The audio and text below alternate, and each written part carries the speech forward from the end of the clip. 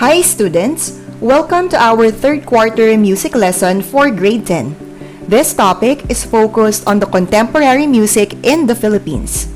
According to national artist Ramon Santos, contemporary music in the Philippines refers to compositions that have adopted ideas and elements from 20th century art music in the West, as well as the latest trends and musical styles in the entertainment industry.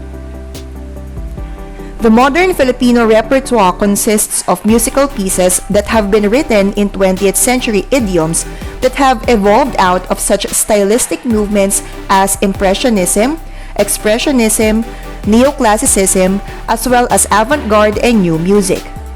New music are compositions which are improvisational works such as the early compositions of Dr. Ramon Santos, Radiacion, Encuadracion, Josefino Chino Toledo Samut-Sari, Pintigan and Terminal Lamentations, and Jonathan Baez Wala and Banwa. With Spain and America having colonized the Philippines from the early 1500s to the late 1800s, it was unavoidable that Western compositional techniques found their way into the works of Filipino composers. Yet, even 20th century Filipino composers have managed to retain some traditional elements in their assimilation of Western techniques. In fact, they have become the strongest foundations of what we know now as Philippine music. Among the major Philippine contemporary composers are Francisco Buencamino Sr., Francisco Santiago, Nicanor Abelardo, Antonio Molina, Hilarion Rubio, Colonel Antonio Buenaventura, Rodolfo Cornejo, Lucio San Pedro, Rosendo Santos Jr., Alfredo Buenaventura, and Cayabyab. Let's first discuss the life and works of Francisco Buencamino Sr. He lived from 1883 until 1952. He was born on November 5, 1883 in Bulacan. He was the son of a musically inclined couple. His father was Fortunato Buencamino, a church organist and bandmaster. His mother was Luisa Beltran, a noted singer, and he studied music composition and harmony at Liceo de Manila. Unfortunately, he was not able to finish. He taught at the Ateneo de Manila and at Centro Escolar de Señoritas, whose Conservatory of Music he founded. He also created the Buencamino Music Academy in 1930, where Nicanor Abelardo was one of his students. Expanding his career, he ventured into musical directing and scoring, and composing film music for Sampaguita Pictures, LVN, and Excelsior. Among his compositions are Harana, Pandango ni Neneng, Color de Sampaguita, Dulces las Horas, Mayon Fantasia de Concerto, My Soul's Lament, Larawan, Mazurka, Boholana, Mi Bandera, Prinsesa ng Kumintang, Maligayang Bati, Ang Bukang Liwayway, Pandango ni Neneng, Ang Bagong Balitaw, Himig ng Nayon, Damdamin, and Pizzicato Caprice. Many of his piano works have become a staple part of the Philippine repertoire of today's young students, especially Mayon, Larawan, and Maligayang Bati. He also wrote several zarzuelas and condiments. He passed away on October 16, 1952, after which a posthumous award honored him with the title Outstanding Composer. Next artist is Francisco Santiago. He lived from 1889 until 1947. Francisco Santiago is known as the father of the condiman and belongs to the Triumvirate of Filipino composers. He finished his music specialization at the American Conservatory of Music in Chicago, where he obtained his doctorate degree in 1924. Santiago's music was romantic in style, incorporating Western forms and techniques with folk materials. He composed several works such as condiman, symphonies, piano concertos, and other music pieces for the piano, violin, and voice. Among his famous works are Pakiusap, Madaling Araw, Sakali Man, Hibik ng Pilipinas, Ano Kaya ang Kapalaran, and the kundiman entitled Anak Dalita. This piece was sung before the royal court of Spain upon the request of King Alfonso II. He was also a musical director for films. Among the films whose music he supervised are Kundiman, Leron Leron Sinta, Madaling Araw, Manilenya, and the movie inspired by his own composition, Pakiusap. He became the first Filipino director of the UP Conservatory of Music. Pilipinas Kong Mahal is one of the most popular patriotic songs in the Philippines. The song was composed by Filipino musician Francisco Santiago and lyrics by Ildefonso Santos. The musical tune was adopted from the U.S. state song Maryland, My Maryland.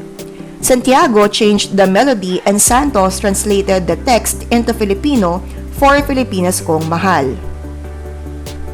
Next artist is Nicanor Abelardo. He lived from 1893 until 1934. Nicanor Abelardo is one of the Triumvirate of Filipino composers, which includes Antonio Molina and Francisco Santiago. He studied music at the Chicago Music College and was influenced by the musical styles of Schoenberg, Hindemith, and Stravinsky.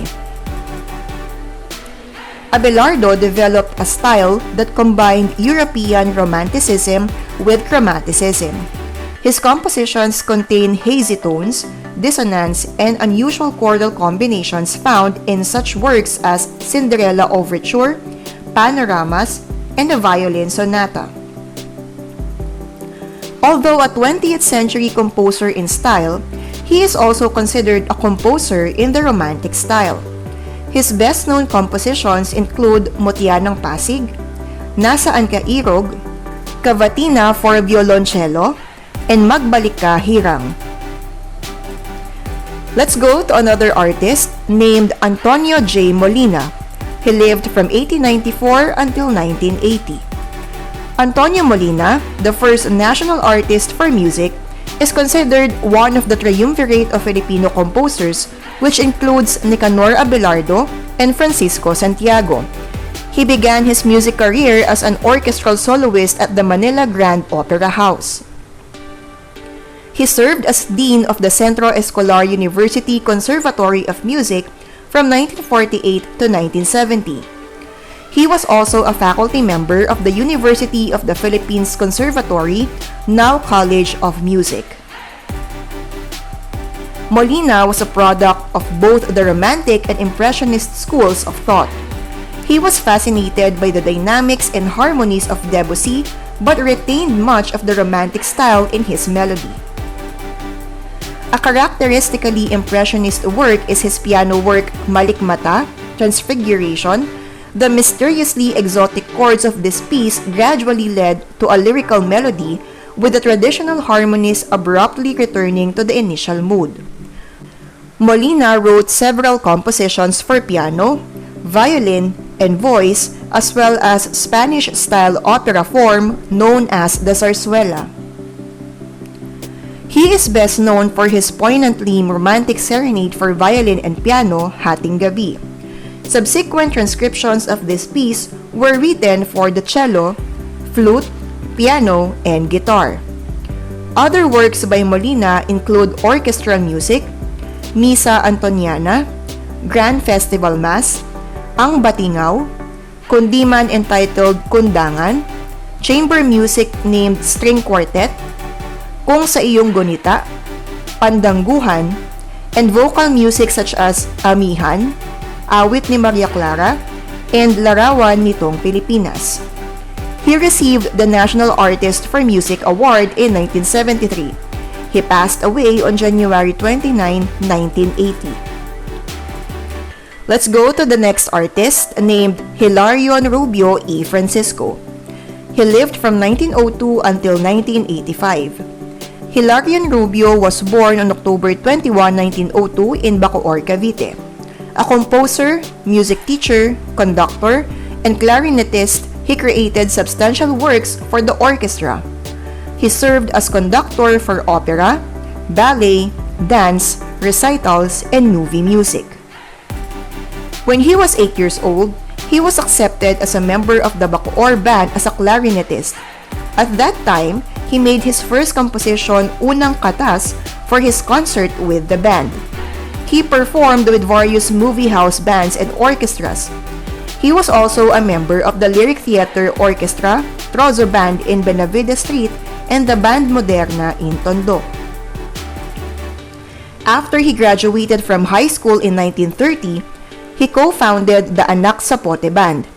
He later became a band leader and conductor of the ROTC Band of the Conservatory of Music, University of the Philippines, and played the violin and timpani with the UP Junior Symphony Orchestra.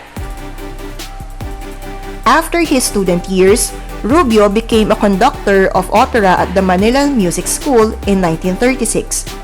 He became the choir master and choral conductor of the Choir Islanders. Also, he assumed the position of instructor at the Conservatory of Music, University of the Philippines.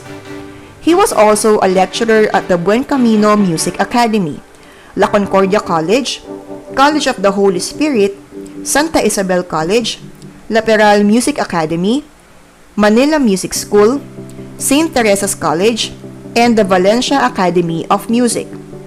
He became full professor of the UP Conservatory of Music from 1936 until 1937. He was appointed director of the Conservatory of Music, Centro Escolar University in 1944 until 1945. During the Second World War, Rubio composed and arranged many works and conducted many military and civilian brass bands. After the war, he was appointed conductor of the Manila Municipal Symphony Orchestra. He held various positions including as Vice President of the PASAMBAP, Pambansang Samahan ng Mga Banda sa Pilipinas, the National Band Association, Board and Charter Member of the League of Filipino Composers, and the first President of the Philippine Bandmasters Association. He was conductor of the National Opera Company for 23 years from 1937 to 1960.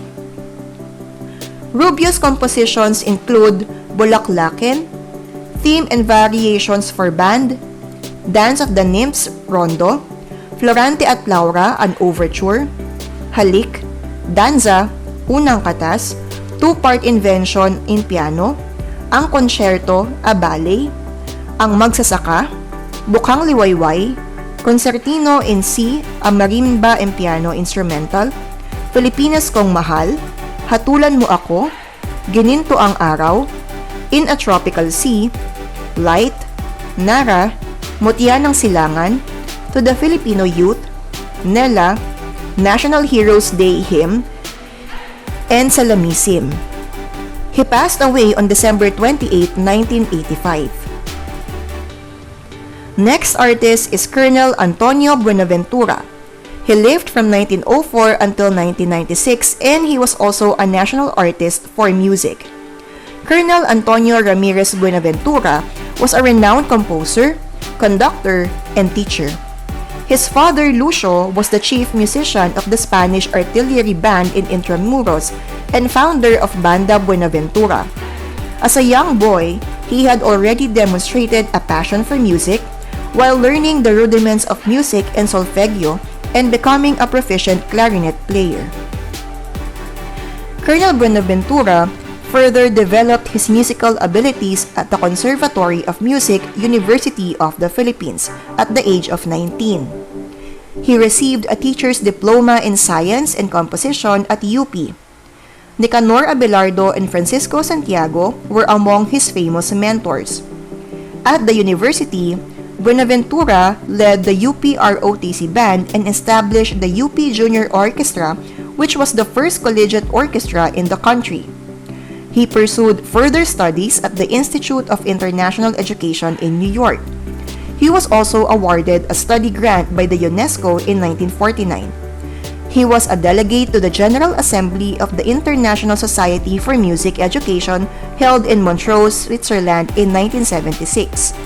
He represented the country at the general meetings of the International Music Council or IMC in Rome in 1962 and Hamburg in 1964. Buenaventura was actively involved with the various military bands which ultimately earned him his military rank of colonel. He was a music instructor and band conductor of the Philippine Military Academy or PMA. Later, he restored the Philippine Constabulary Band in 1945, which was reputedly likened to a symphony orchestra. It was considered as one of the best military bands in the world. It would later be renamed the Philippine Army Band. He also founded the San Pablo Music Academy in Laguna. Buenaventura was a faculty member of the UP Conservatory of Music.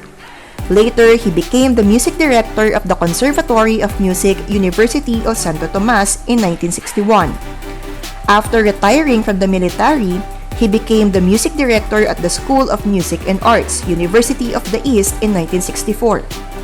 He promoted Philippine music through his extensive use of folk materials, which he had recorded around the country with Ramon Tolentino and national artist for dance Francisca Reyes Aquino. Buenaventura composed the music and folk dance notations for the dance researches of Aquino. As a multi-awarded musician, he composed Minuet, Mindanao Sketches, Divertimento for piano and orchestra, Variations, and Fugue, and greetings based on Philippine folk music. Pandango sa Ilaw was one of his most popular compositions, which remains a favorite performance repertoire of many folk dance companies. He was declared National Artist for Music in 1988 and passed away in 1996. Next artist is named Rodolfo Cornejo. He lived from 1909 until 1991. He was born on May 15, 1909 in Singalong, Manila. Inspired by his mother's genuine support, the young Cornejo started formal music lessons at the age of 6. He performed on stage after only 2 years of music studies. During this time, he was also invited as organist of the Pasay Catholic Church. His first composition at age 10 was a piano piece entitled Glissando Waltz. It was followed 3 years later by a military march entitled Salute. At the age of 14, 26 of Cornejo's compositions were already listed by the United Publishing Company Incorporated. Cornejo graduated with a teacher's diploma in pianoforte and a teacher's diploma in science and composition at the Conservatory of Music, University of the Philippines in 1930. He received his Bachelor of Music degree, major in piano and theory from the Chicago Musical College of Roosevelt University, USA in 1932. He received a Master of Music degree, major in composition and conducting at the Chicago Musical College of Roosevelt University, USA in 1933. He was conferred a Doctor of Music degree honoris causa in 1954. He received his Doctor of Philosophy degree, major in composition from the Neo-Tarian College of Philosophy in Kansas City, USA in 1947. Cornejo taught at the UP Conservatory of Music and became the researcher and official composer of the Philippine government in exile. He was appointed by then President Manuel L. Quezon. He was commissioned to write a symphony and an opera and composed the music for the documentary film on President Quezon's funeral. He served as pianist director of a USO concert unit that entertained the Allied forces at the ATO, the Marianas, and the Hawaiian Islands during the World War II. Cornejo was the soloist of the Manila Symphony Orchestra, Filipinas Youth Symphony Orchestra, and UP Symphony Orchestra. Later on, he became the musical director of the Sampaguita and Vera Perez movie companies. Since 1978, he held concerts in the United States. He appeared as composer-conductor at the Seattle Opera House and the Seattle Playhouse. He is listed in the International Who's Who in Music. Cornejo was also known for his extemporaneous thematic improvisations based on the letters of people's names. His compositional output includes A la Juventud Filipina, Bailes de Ayer, Caprice on a Folk Song, Cello Sonata, Ibong Adarna, Kandingan, Malakas at Maganda, Overture, Okaka, Oriental Fantasy, Ibong Adarna, Piano Concertos Numbers 1, 2, and 3, Ruby, and Song of the Miners. He passed away on August 11, 1991. Next artist is Felipe Padilla de Leon Sr. He lived from 1912 until 1992 and was also a national artist for music. Felipe Padilla de Leon was born on May 1, 1912 in Barrio Papaya, now General Tino in Peñaranda, Nueva Ecija. He is the son of Juan de Leon and Natalia Padilla. Felipe de Leon married pianist Iluminada Mendoza, with whom he had 6 children. Bayani and Felipe Jr. are the 2 of his children. Bayani is a well-known composer and Felipe Jr. is a writer and the chairman of the National Commission for Culture and the Arts, or NCCA. De Leon's talent in painting and drawing was discovered during his school days and admired by his uncle and peers. People asked him to make illustrations and sketches and was paid for them. When he was studying at the Nueva Ecija High School, he went on trips with his hometown band and wrote short pieces for them. He took up fine arts at the University of the Philippines in 1927, but he had to stop schooling in order to make a living.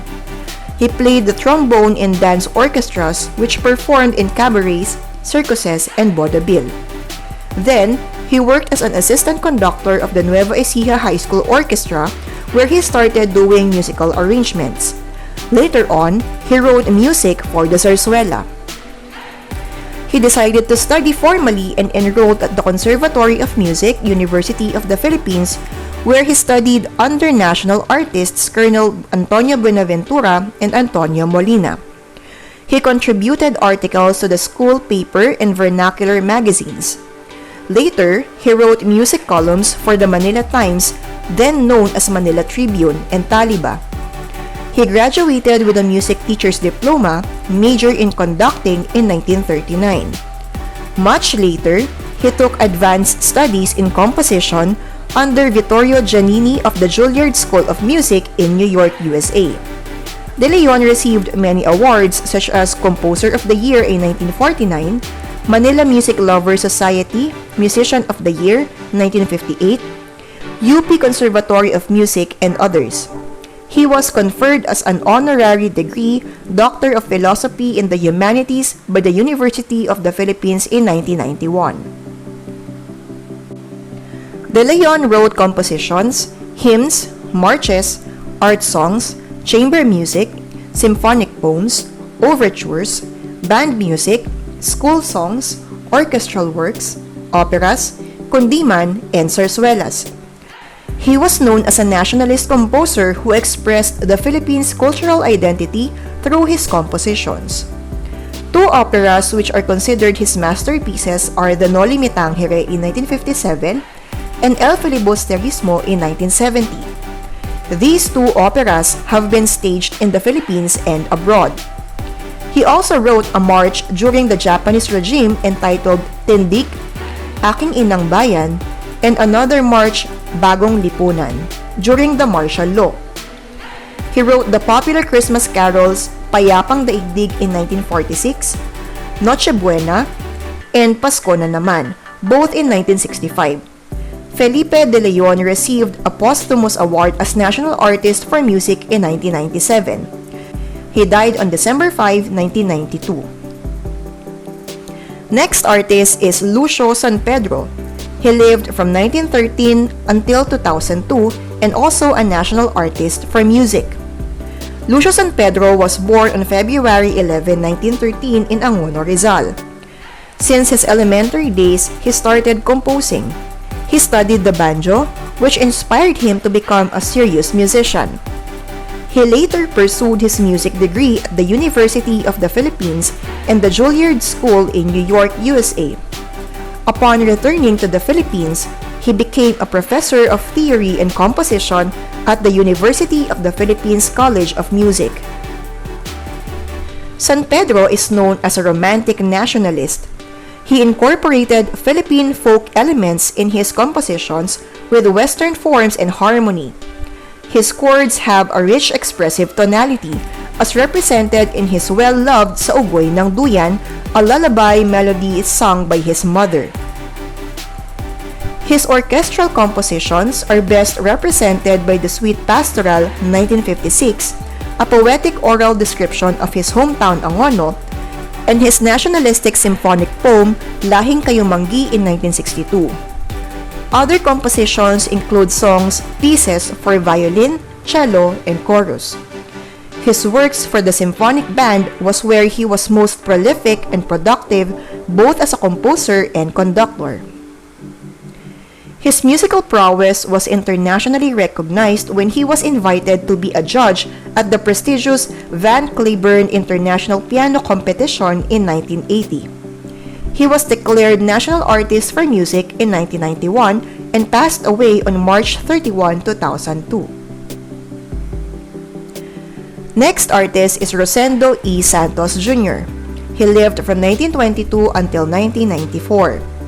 He was born on September 3, 1922 in Cavite City. At age 11, he started composing band marches, instrumental, and vocal scores, as well as music for Catholic masses. He studied in Cavite schools and later graduated from the UP Conservatory of Music, where he eventually became a faculty member. He also pursued a Master of Music degree in Theory and Composition from the Catholic University of America in Washington, D.C., after which he also served on its faculty as well as in West Virginia University and Howard University. As a UNESCO scholar, Santos was awarded the Philippine Composer of the Century after receiving the Composer of the Year award in Manila in 1956 and 1957. He joined the faculty of Wilkes University, Pennsylvania in 1968. He performed as timpanist, pianist, and conductor with several orchestral groups. He conducted church choirs in Maryland, New Jersey, Lehman, Huntsville, and Shavertown United Methodist Churches in Pennsylvania.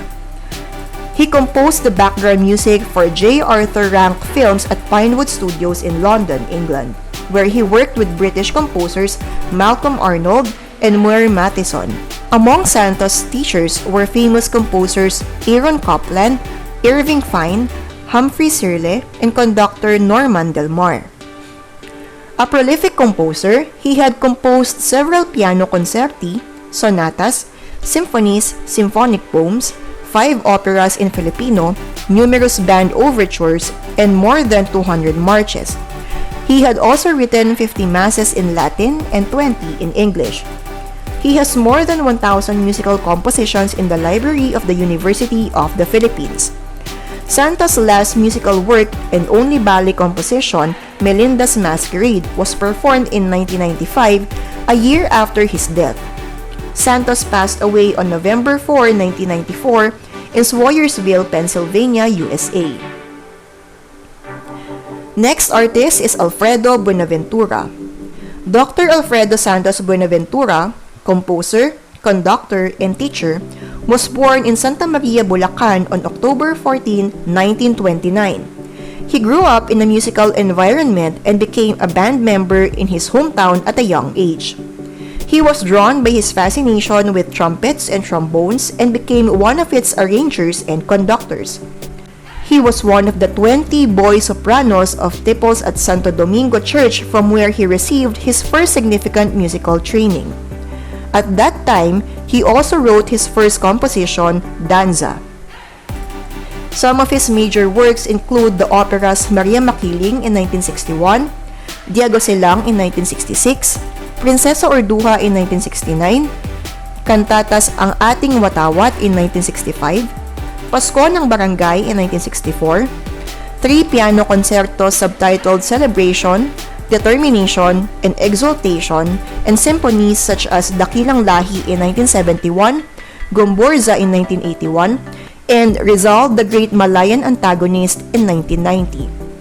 His minor works, numbering more than 50 cover mostly religious songs and hymns for specific celebrations such as the 16th centenary of St. Augustine, Mass for the 400th year of Augustinian Recollect, and the Philippine Music Festival. His other creative musical works have been commissioned by the Cultural Center of the Philippines, Metropolitan Theater, and the national music competitions for young artists.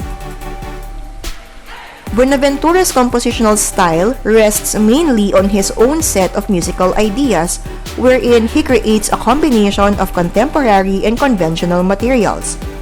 He keeps his melodies simple and understandable, but with contemporary harmonies that enhance their complexity. He became an official organist of the Manila Cathedral in 1960. He became the Dean of the College of Music, Centro Escolar University. He is a member of the League of Filipino Composers. He received a number of awards in music industry. He was twice an awardee of the Republic Cultural Heritage Award and the Outstanding Filipino Award for Music in 1995. Next artist is Cipriano Ryan Cayabyab.